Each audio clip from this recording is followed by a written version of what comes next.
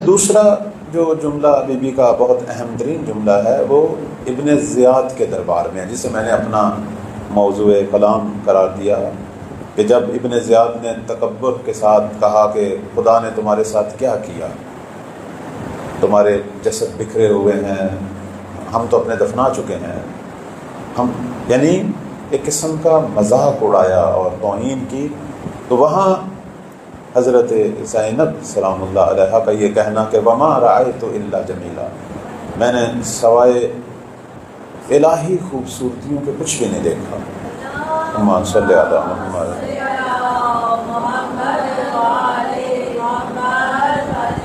ہم کہیں گے بی بی آپ نے کیا دیکھا؟ یقیناً بی بی ہمیں کیا جواب دیں گی؟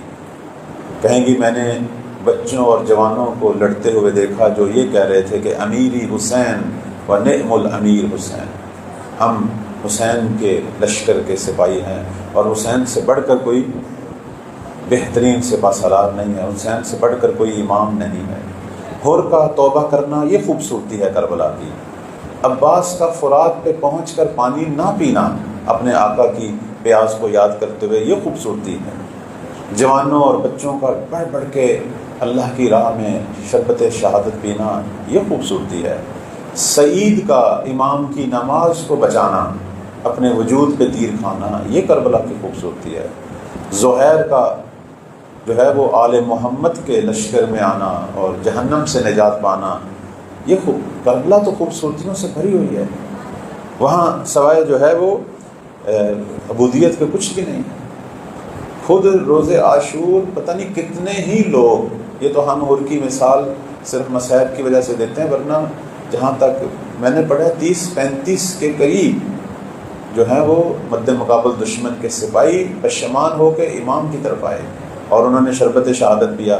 حتیٰ جب مولا نے حل من ناصر ینصرنا کا جو استغاثہ بلند کیا، اس وقت بھی آخر میں 2 بھائی اس لشکر سے جدا ہوئے اور امام کے قدموں میں آئے اور انہوں نے معافی مانگی اور پھر مولا کی طرف سے لڑتے ہوئے شہید ہوئے۔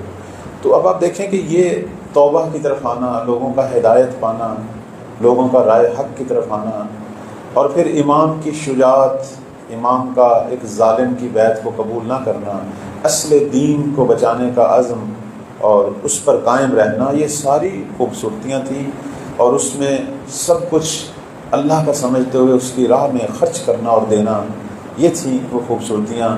اور اس میں جو سب سے بڑی چیز تھی وہ یہ تھی کہ کربلا کے اندر مولا امام حسین کی طرف سے جو لوگ گئے ہیں وہ راضی اور مرضی تھے، یعنی اللہ سے بھی راضی تھے اور اللہ ان سے بھی، جبکہ دشمنوں کے چہرے سیاہ تھے، خوف زدہ تھے، پریشان تھے، انہیں پتہ تھا کہ ہم غلط کر رہے ہیں اور بالآخر اس کا ہم نے حساب دینا ہے۔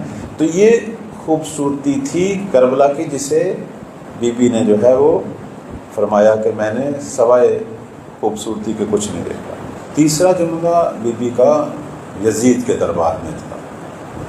اب آپ غور فرمائیں، 20 روز انہوں نے سفر کیا، یعنی 11 محرم سے یہ پہلے آئے کوفہ، 12 کو کوفہ پہنچے ہیں، 15 تک کوفہ رہے ہیں، اور 15 سے آگے یکم سفر یہ ان کا شام کی طرف سفر ہے۔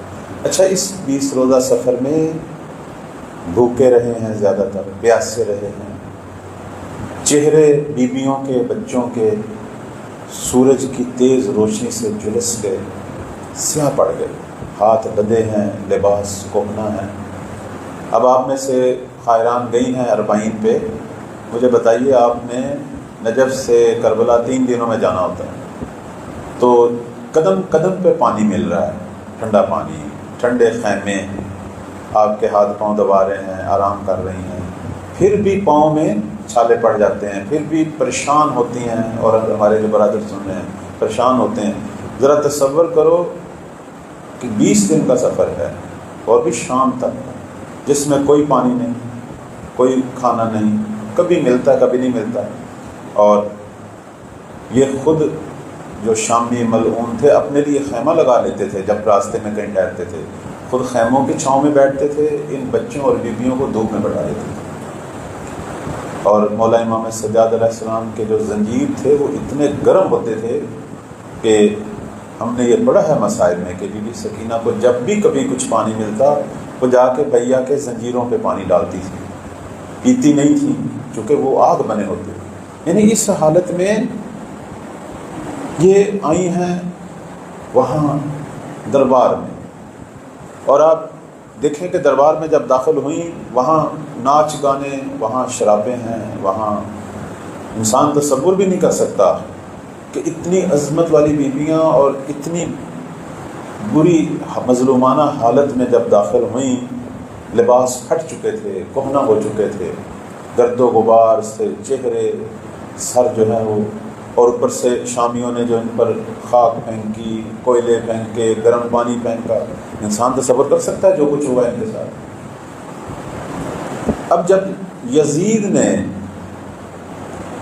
جو ہے وہ توہین کی تو بی بی نے ایک جملہ کہا، اور وہ جملہ میں آپ کی خدمت میں بیان کروں گا.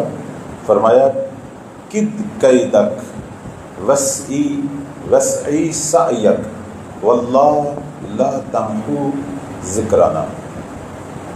کتنی بڑی عظمت تھی اس جملے میں. بی بی نے کہا کہ تو نے جو کچھ کرنا ہے کر، مکر و فریب کرنا ہے، چونکہ وہ لوگوں کے سامنے بڑا اچھا بنا ہوا تھا کہ میں نے باغیوں کو مارا ہے، میں وہ کہا تم نے جو مکر و فریب کرنا ہے کر، تم نے جو ظلم کرنا ہے کر، اور تم نے ہر طرح کا ظلم کیا ہے، لیکن تم ہماری محبت کو لوگوں کے دلوں سے نہیں نکال سکتے.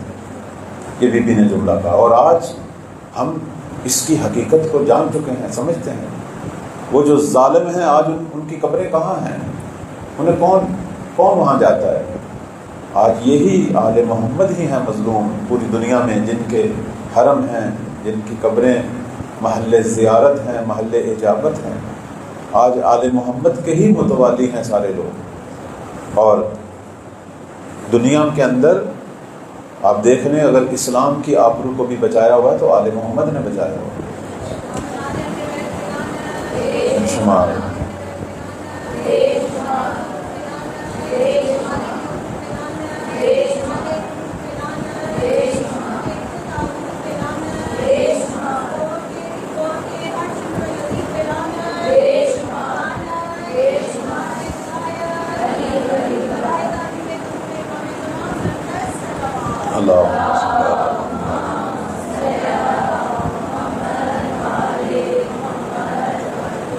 حضرت زینب سلام اللہ علیہ کوئی غریب گھر کی خاتون نہیں تھی. ان کے شوہر عرب کے عمرا میں سے ایک امیر تھے.